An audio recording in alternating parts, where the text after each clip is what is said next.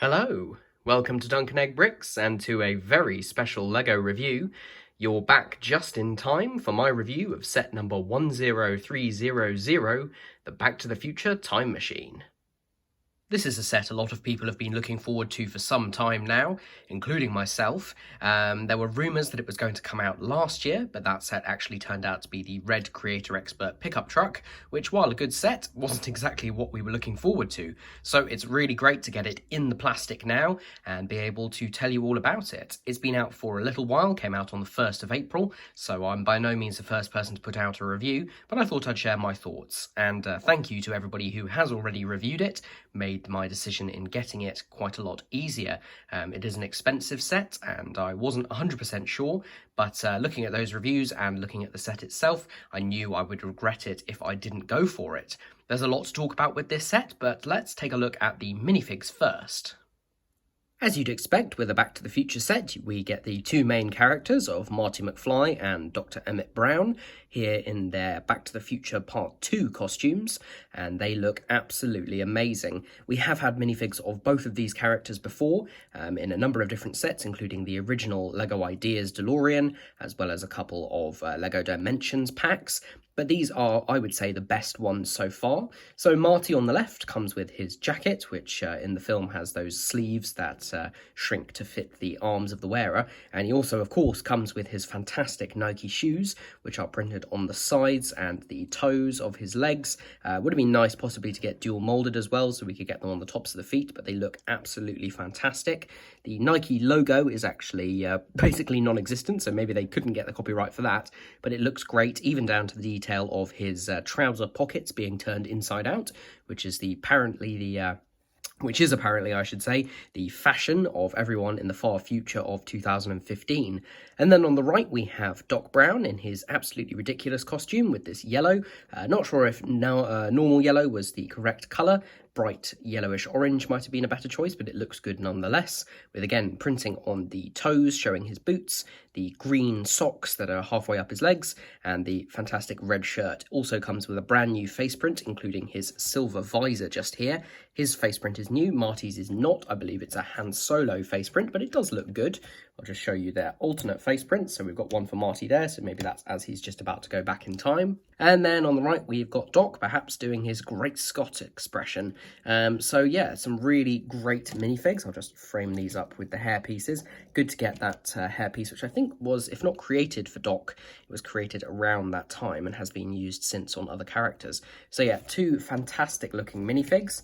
And we're not really buying the set for the figs, but I'm sure some people will. They do come on a little display stand, so I will just pop them on there now. You will have seen it just in the opening. It's kind of UCS in its style, in that we've got a plaque here, which is a sticker on one of these large slope pieces, which just gives some information about the vehicle. Interestingly, it doesn't actually say DeLorean anywhere in this set, in the packaging, the instructions, the box, the car itself. So maybe, again, a copyright thing, but it does say Time Machine, manufactured by Dr. E. Brown Enterprises, 1985, 1.21 gigawatts, which is actually gigawatts, and I have no idea why they say it like that in the film.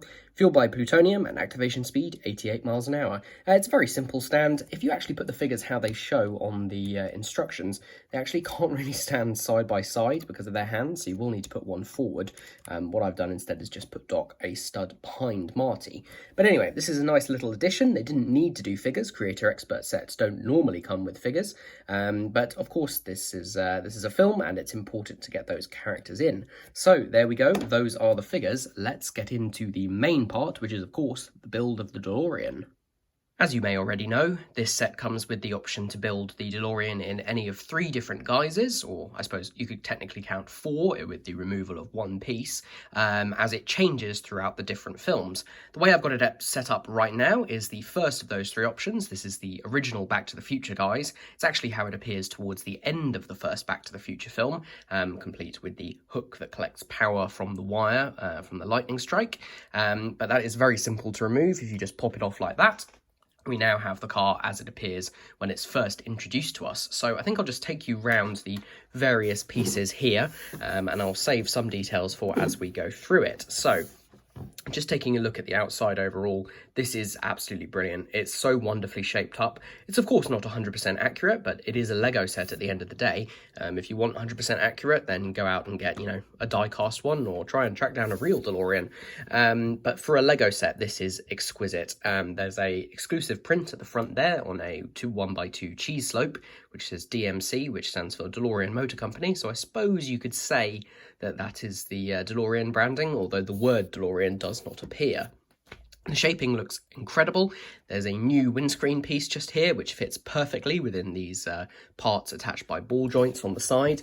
It's of course detailed all the way round. There is some detail on the inside as well, which I will show you.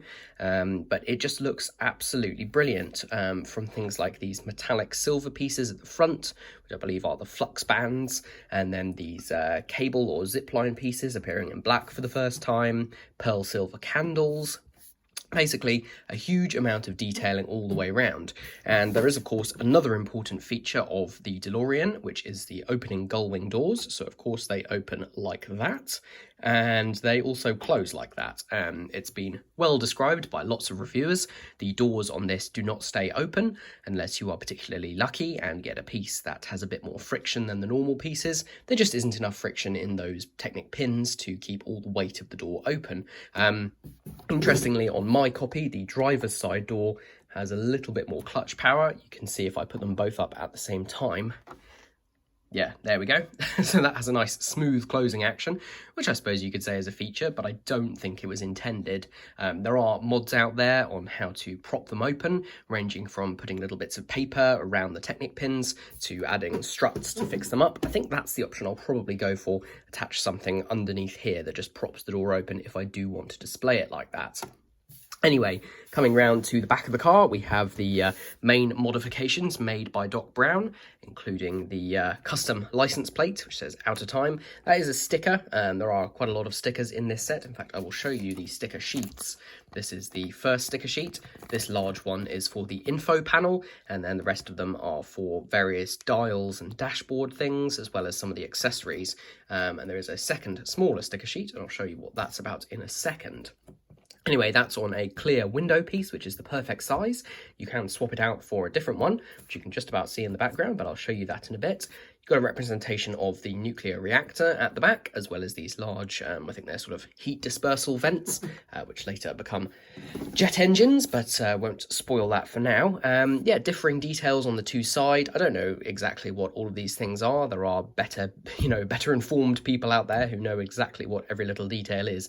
I am not one of them. But I have to say, on first glance, this looks super, super accurate. And it's amazing that there are so many features with it that you can, operate and move, including, of course, the bonnet or the hood. Now, this can open up like that. It's actually on 2 levels of articulation, so you can open it like that, which I believe is how the real hood opens on the DeLorean. And underneath, we have got a small boot where you can find this box of plutonium, which opens up. You can see the 2 cylinders inside there, and unfortunately, there's only room for 2 trips, but I think Marty's going to forget that when he goes back in time. There's also room inside there for another accessory, which I will show you in a minute. I think it's amazing how this slides back in. It just goes in like that, as if it was made for it. It's absolutely perfect.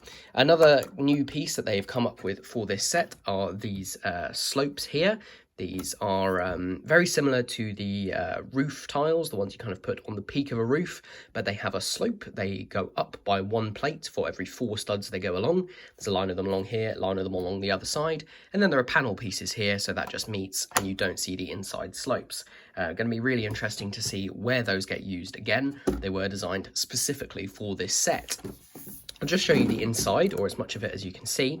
The windscreen came wrapped in its own plastic wrap, which means that it was completely scratch-free, so any scratches that you see, don't think there are any, but if you do spot any, those are my fault. So thank you, Lego, that's what we've been asking for. But anyway, if you look through there, you might just be able to see the flux capacitor.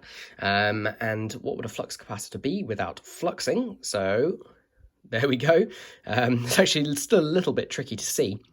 What we've got there is a 1x3 window piece with a trans clear sticker. That was the small sticker sheet that I showed you, which has the warnings on it at the front. And then the actual shape of the flux capacitor inside is made with a minifig grappling hook. I don't know if there's a better look really inside. There we go. You can kind of see it there.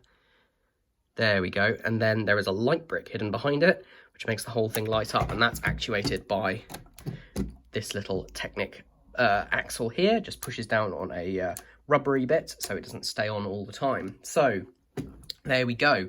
Of course, we can add back the lightning collection rod, which uses Bo Peep's shepherd's crook in black, which is much more useful than the very bright blue colour it was last time.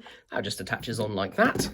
And then if we pull the camera back a bit and make it focus, then there you can see this is the car as it appears at the end of the first film.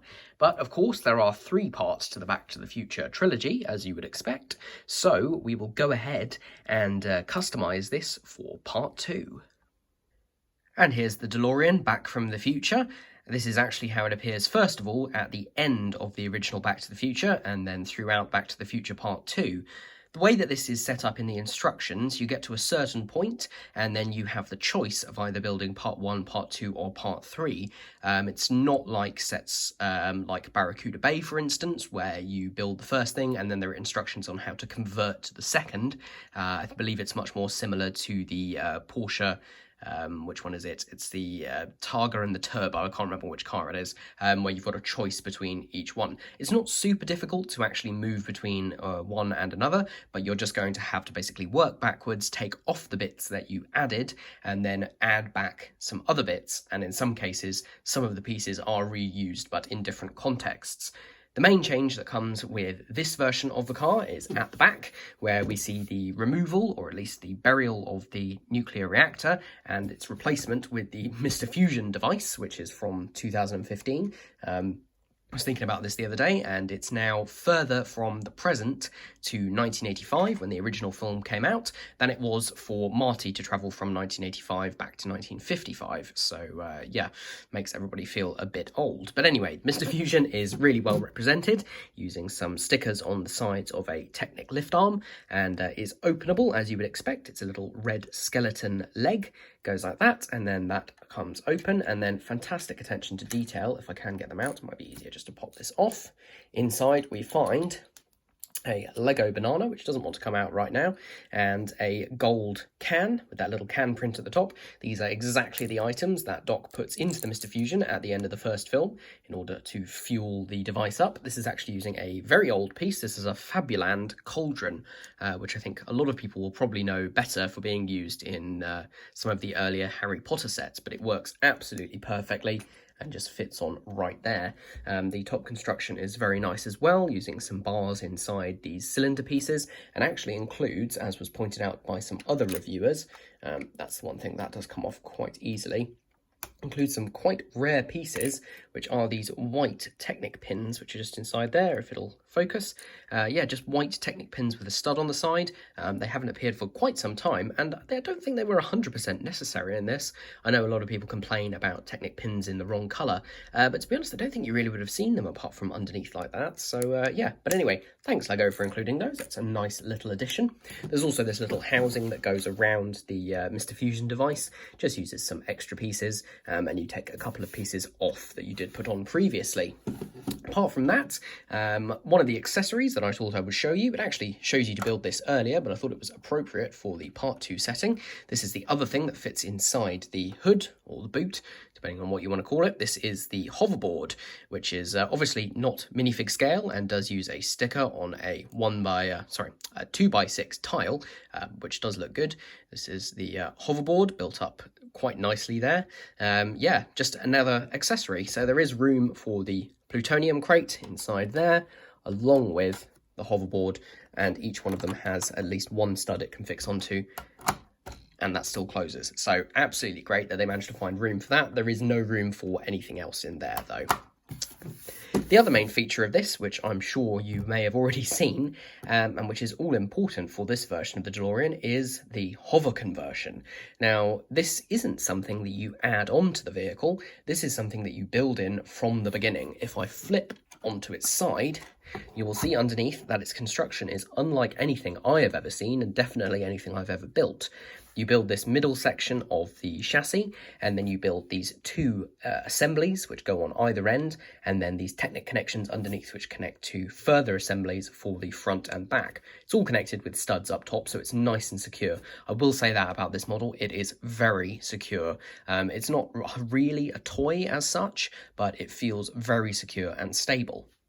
One function that does feel very toy-like, but is very satisfying, is the culmination of all those mechanisms, which, by moving this red bar underneath, take the wheels from road to flight. That's honestly such a fantastic mechanism. As I was putting it together, I was just marvelling. You may know I don't do many Technic builds anyway, so whenever I see a good Technic mechanism, I am blown away, and this one is probably one of the best I've ever seen. The wheels actually move out and then fold up underneath. They probably should stick out a little bit more, but I mean, how much can you really ask for? This looks amazing. The mechanism is held in place using elastic bands. They do have these yellow bushings in there, which I wish were a darker colour, but to be honest, they're not too bad, and I don't think it really matters. They're very complicated mechanisms inside there. You've got to make sure they're put together absolutely correctly. In fact, there is a step in the instructions where you put some pieces in the way of this lever, which stops you actually pushing it over and ensures that all these gears inside here mesh. So you have to take care, but the people who make the instructions have also made sure that it's as easy as possible, and I just love this mechanism. It's so good, so simple. It does mean that there is no steering for the front wheels, but to be honest, what would you rather have? Would you rather have steering, or would you rather have some wheels that make your DeLorean fly? I think I know what my answer is, and this looks amazing. It also comes with these 1x2 trans clear bricks, which means you can rest it on those, and the wheels are just off the ground. I will admit that it maybe could do with another brick height, or maybe even just a couple of plates, but it is off the ground, it is resting on those bricks, and when you switch it back to road mode, it can roll absolutely fine because those bricks are off the ground. So there we go, that is pretty much everything for the Back to the Future 2 variation. It's, you know, the wheel mechanism just sells it for me, really. I mean, it was totally unnecessary to do something like that. They could have easily done something where you detach the wheels and then reattach them. This is intended for display after all, so, you know, the amount of people who are going to sit there and constantly flick backwards and forwards between the two variations is minimal, but it's amazing that you can do it just like that.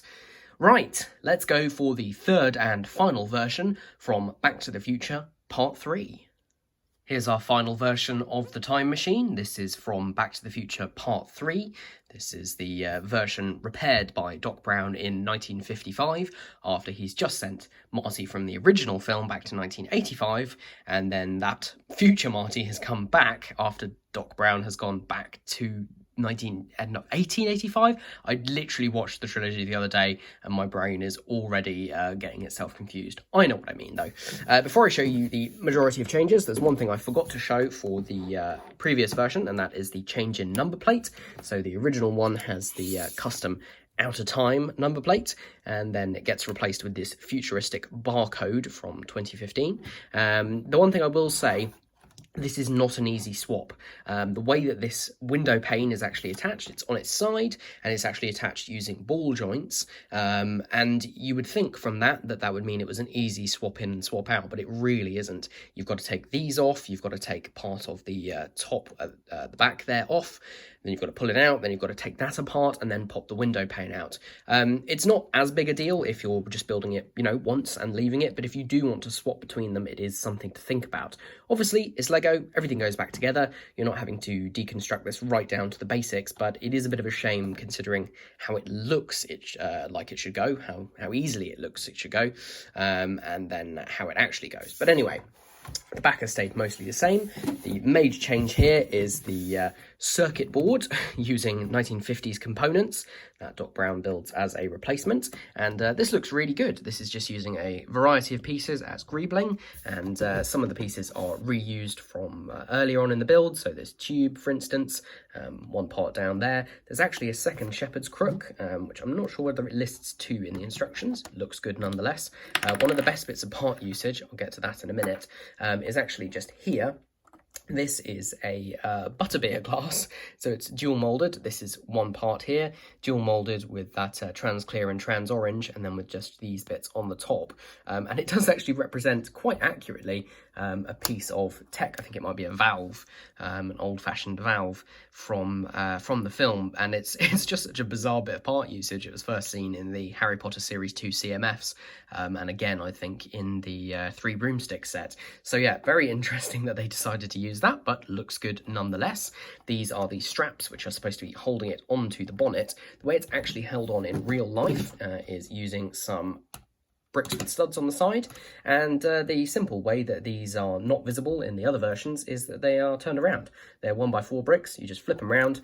It's very simple. You take the sides off the bonnet, take this off, flip them around, put them back on again. Super simple, but the end result looks really good, and it's a nice way to not have to do too much disassembly. So there we go. Right. The thing that just fell off is the new hubcap. The reason this is probably the most involved of the transformations, if you can call them that, is that you have to take the tyres off the wheel hubs and then put them on these new ones. So these are the old ones, including these wonderful printed Technic discs, which show the hubcaps, and they're just attached with a Technic axle pin. And then you swap them out for these white ones. These are representing white wall tyres. Lego doesn't really do that. They don't do printing on the tyres, so I think this is a pretty good substitute. And then these are the hubcaps. The reason it fell off is that the connection it's not great, I have to say. All it is a stud, and it just goes into there. And I mean, you know, I can give it a shake. It's not going anywhere. That rattling you can hear is from inside Mr. Fusion, but they are possible to just pop off super easily. I don't really know how else they could have fixed it onto this kind of wheel hub. Obviously, like I said, this is meant really for display, and it can roll backwards and forwards pretty easily with them still on, and I will admit it does look good. But yeah, just something to be wary for, yeah, just keep an eye out in case one of them falls off. So there we go. That was the Back to the Future DeLorean, or Back to the Future Time Machine, I should say. Honestly, it's possibly one of the best Lego sets I've ever built. It's in very close competition to things like Diagon Alley, or the Pirates of Barracuda Bay. When I had that, you know, there are some amazing sets out there. This was an absolute blast to build. I built it whilst watching the Back to the Future trilogy. It actually took me pretty much all of Back to the Future 1 and 2 to build this. I really thought I'd be finished way before the first film even ended, and I build fairly quickly. I'd like to think I'm fairly experienced, so I think for someone maybe less experienced, or someone taking their time a bit more, you could easily make this last throughout the entire trilogy. I did, of course, when I got to the appropriate films, built the correct version, so built the additions for part 3 whilst watching part 3, and it was a real blast seeing this vehicle up on screen and seeing it in front of me, because it really is so accurate. Could there be changes made? Yes. Supports for the doors would certainly be nice. I've also seen some other people point out that this row of cheese slopes along here makes the door window way too narrow. Of course, there's no glass in it, not that we'd expect it. And I think I am inclined to agree, actually. I did a little experiment where I took them off. Of course, now I can't do it on camera. And it does look better if you replace that with a probably a 1x8 tile. Just increases the height of the door window by 1 plate, and I think looks much better. So I think I will do that. I just wanted to keep it like this for the review so you could see how it looks out of the box. I've got to be a bit careful with these doors. They are great, but they do come apart. So they are Lego after all. So yeah, that is the Back to the Future Time Machine. What a fantastic set. Yeah, there's not much more to say. You get quite a lot of spare parts. This is the baggie that I've put them in. These are all the spare parts, including a very rare white Technic pin and one of these black cable aerial, what am I thinking, zipline pieces. And then, of course, all the extras that you get for turning it into the different versions. So What a fantastic set. I feel like I've said way too much already. If you can get your hands on this, I know it's out of stock pretty much everywhere, although I think some LEGO stores do have them. I would wholeheartedly recommend it. This is going on display. I'm really looking forward to being able to swap between the different versions. You know, if I do get bored of one on display, I can just swap it out to something else. Keep your eyes peeled though, because obviously this isn't minifig scale. And at first I was thinking, oh, shall I try and create a minifig scale version? And then I thought, how about I try and create figures in scale with this car? So I am going to experiment a little bit with that. So keep your eyes peeled for a future video where I make some figures which are hopefully a little bit more in scale than these guys to go with this. Although obviously these fantastic minifigs are super appreciated. Thank you so much for watching. I do hope I haven't waffled on for too long. My coffee has definitely gone cold while I've been doing this, but I just had so much to talk about. If you have enjoyed, then please leave a like down below. Leave a comment and let me know what you think about this set. Are you thinking of getting it, or have you got it already and you'd like to share your thoughts with me and with everyone else? Subscribe to the channel for future reviews and mock videos, and I will see you all again very soon.